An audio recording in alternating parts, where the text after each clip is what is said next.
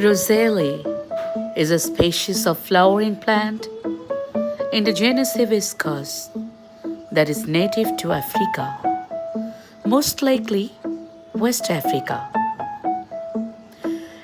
In the 16th and early 17th century, it was spread to Asia and the West Indies, where it has since become naturalized in many places.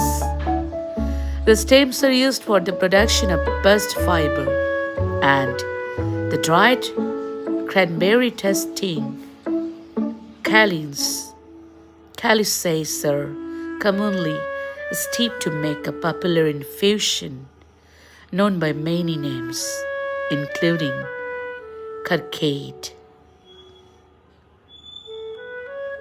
Roselle is an annual or perennial